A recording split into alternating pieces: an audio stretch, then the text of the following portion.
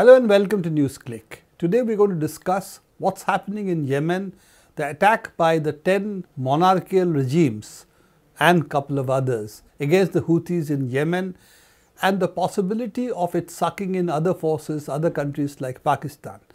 To discuss this, we have with us Professor Aijaz Ahmad, a well-known commentator. Thanks, Aijaz, to be with us.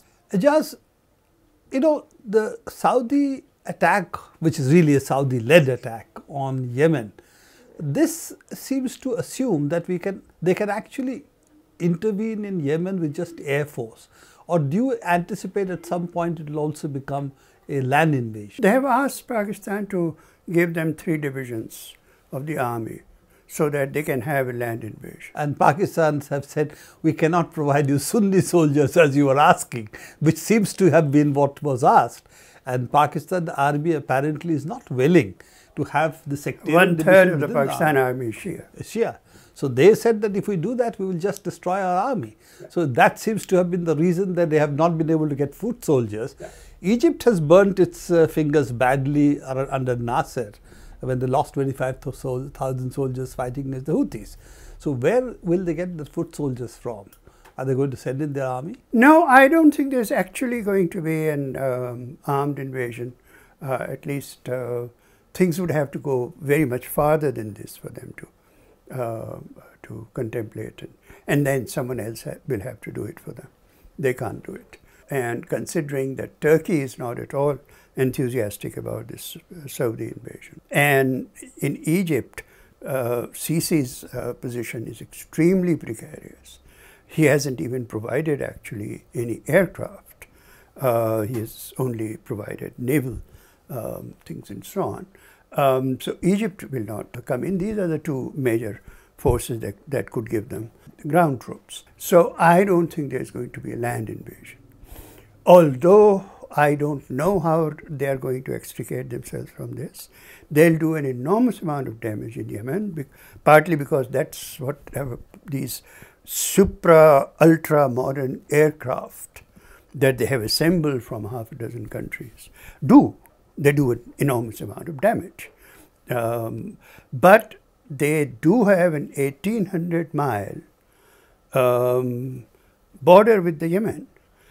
And my sense is that unless there are negotiations soon, Houthis will have no alternative but to retreat and turn this into a guerrilla warfare, at which they are very good.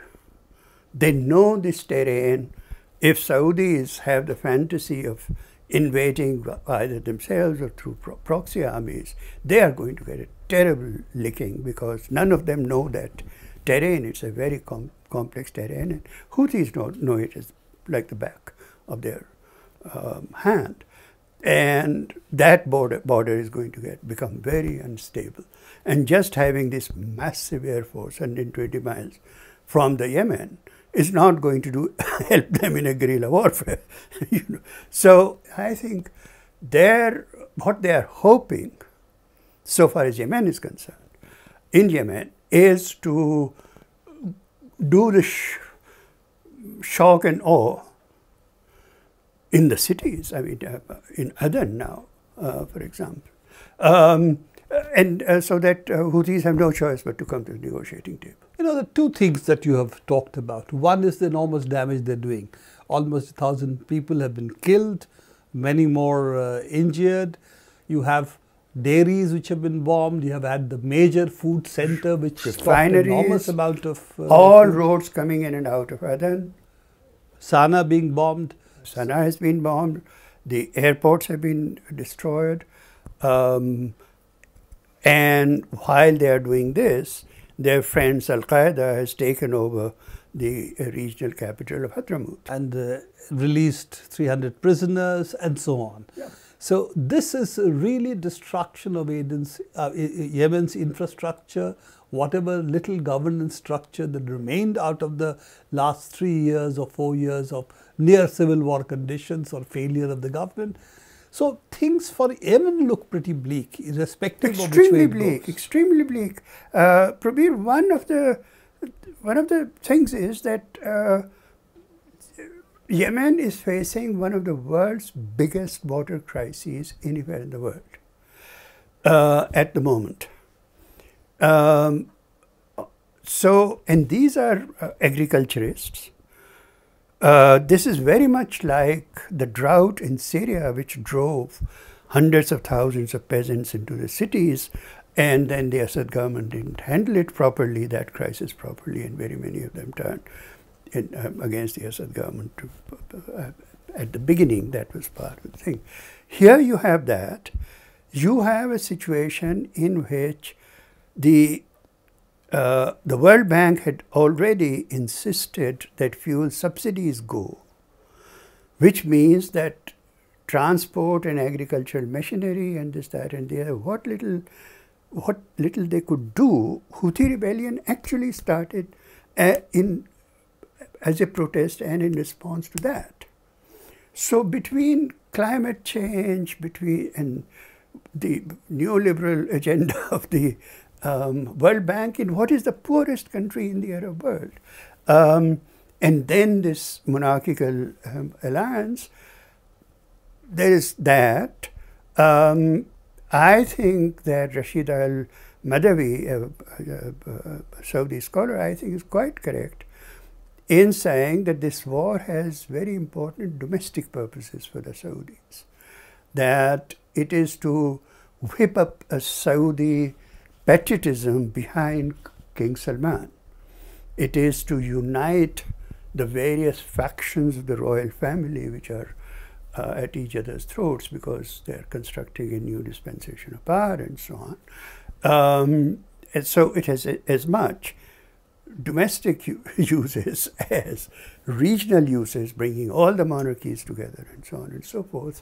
And Yemen becomes the ground at which they want to do it. Apart from the sheer incongruity of having monarchies save democracy within courts in Yemen, they're talking about democratically elected president who was a sole candidate in any case in the last elections, in a stage-managed election by the Saudis. No, Saudi plant, basically. Saudi plant. Basically, leaving that aside, the other issue you raised was about this border, 1800 kilometers border.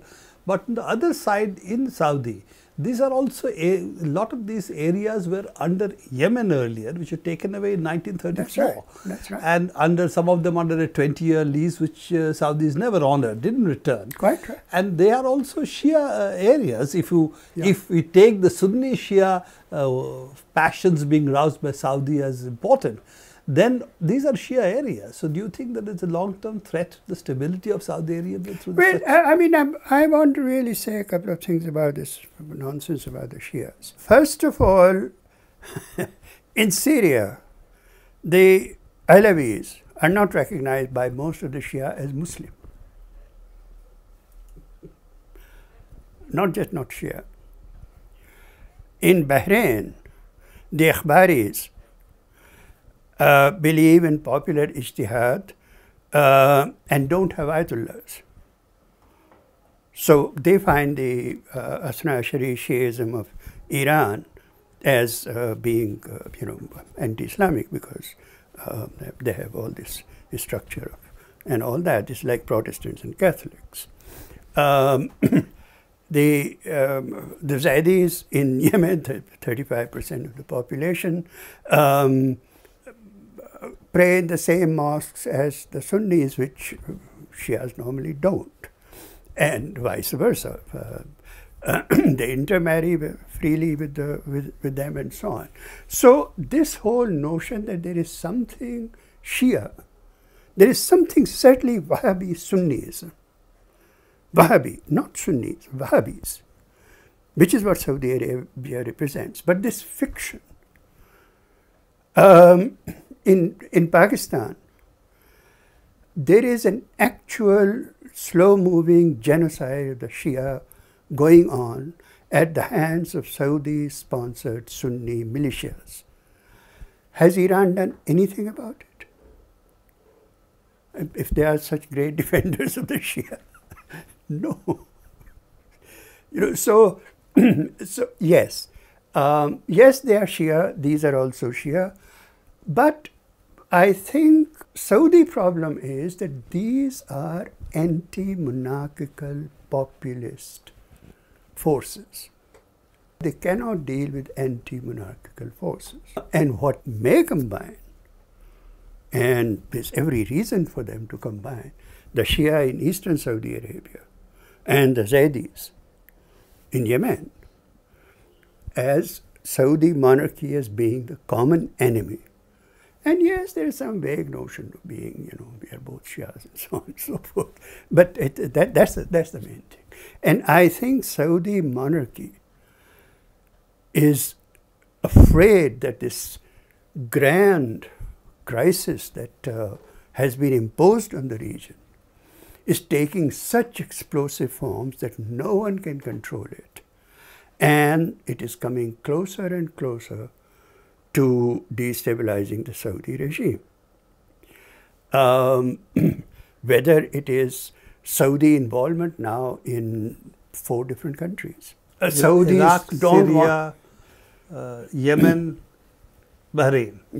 Yes. 4 different countries, 3 of them ongoing.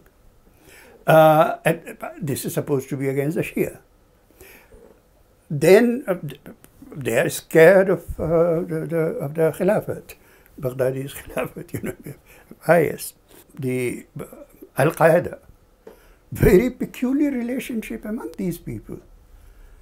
Al-Qaeda has announced a bounty of 35 kilograms of gold for the head of the leaders of the Houthis.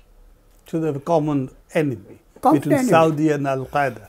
Under Saudi bombings, Al-Qaeda takes over a city which the Saudis have not done. Take over a major city in the north. So, and Americans are doing all kinds of things. So that Saudi Arabia is supposed to be an enemy of the Al-Qaeda. Al-Qaeda in Saudi Arabia also working in this way. So it's a very strange kind of brinksmanship. Finally, I think any long involvement of military involvement of the Saudi Arabia in the region will create havoc in the Saudi army. And officers uprising against the monarchy in those circumstances cannot be ruled out.